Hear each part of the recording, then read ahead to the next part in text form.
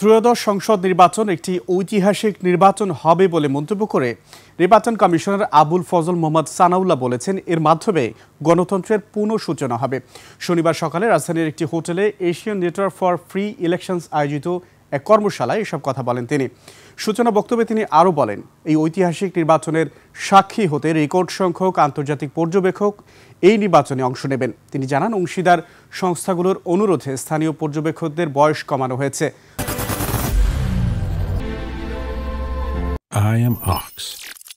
তবে তাদের অভিজ্ঞতার ঘাটতি পূরণে আরও প্রশিক্ষণ দরকার।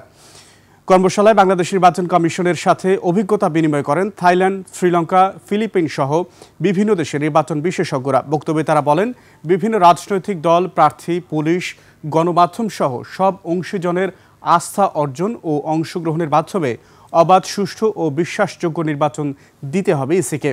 প্রার্থী ও দলগুলোর অনলাইনে প্রচারণা চালানোর জন্য রেজিস্ট্রেশন বাধ্যতামূলক করার প্রস্তাব দেন তারা। Our whole team will be here, and they will carry the outcome of this session, and we will definitely go deep into the reflections and take whatever we could from there. With that, thank you very much for inviting me.